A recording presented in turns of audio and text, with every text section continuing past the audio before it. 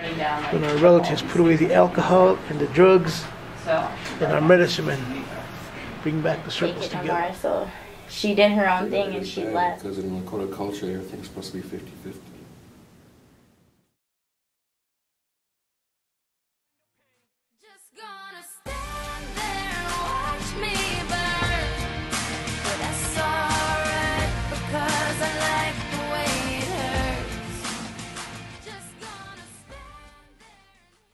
Twenty 20% of surveyed male students report witnessing someone they go to high school with physically hit a person they were dating. 70% of the young women who have been raped knew the rapist, who was a boyfriend, friend, or casual acquaintance. Domestic violence is the leading cause of injuries to women between the ages of 15 and 44 in the United States. Relationships for a long time, they get used to it. Even if it turns bad, they're oh, that's just a phase. They'll get out of it. It's just a pothole in the road. We'll get out of it. Just a flat tire, you know. It's something that happens. We'll compete against each other to see whose circle's strongest.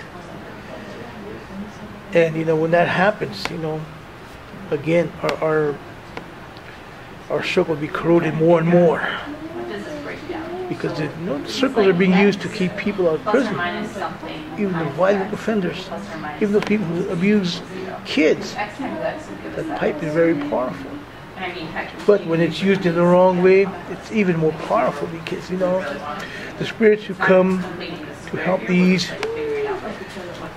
no, the spirits they don't care about the people.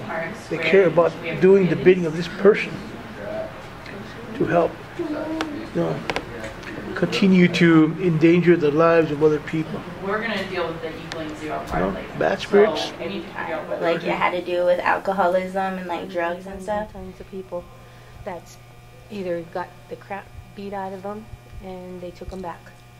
They'll lose or break an arm, lose a tooth, the whole works. Black eyes, fat lips, still get hickeys. Still give the guy a chance. And she tried to stick it out and try to, you know, do it for the marriage and for the kids and stuff, but she couldn't take it no more, so she did her own thing and she left. We don't want to go to her house because we don't know if he's going to be there. We don't know, like, what the situation is, and we don't want to, like, run into that problem with him being there. And I think that she's not happy with her, you know, with how she acts. She's not happy, and she's not like herself with anybody, like, because we knew how she was before she started dating him and before she got in the relationship, because she's only been a lot of times they're stuck in the denial period where, no, you know, he or she really didn't mean that, you know, it happened over the weekend. If somebody does it once, they're more than likely going to do it again. And that's where an abusive relationship really takes off.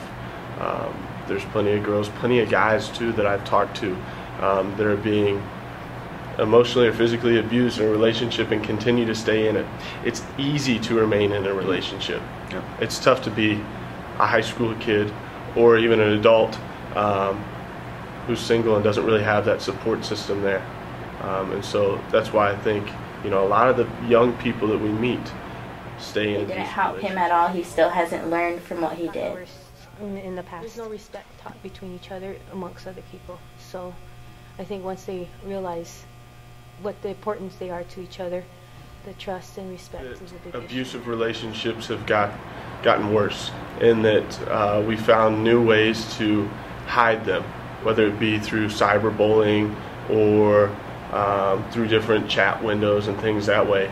I think that there are more abusive relationships, but we find ways to kind of pawn it off is a different term, or is calling it flaming online or something that way, rather than that it's an abusive relationship. I had some family members that were involved in some very, very negative physical abuse type relationship situations, to the point where one of them was actually stabbed, and I had to, you know, do some first aid, and we had to call an ambulance, and this individual actually came very close to losing her life. She was stabbed several times in the chest by a boyfriend, and spent several days in the hospital in Rapid City. You know, so Losing your These temper, things you can know, get I mean, away. I lose my temper and I'd hit something, just, you know, people do like different things to take pain away or however they feel, so. We all have the right to lose our temper. We all have the right to get frustrated. But I don't have the right to put my hands on you. No matter what your relationship, boy, girlfriend, husband, wife. In any relationship, you don't have the opportunity or option to put your hands and physically restrain or physically abuse somebody. So losing your temper, absolutely, it's part of life. Physically abusing somebody, never an option. All the women. I was raised by my grandma and my mother, and they taught me how to have a good relationship with women. So I treat them with respect.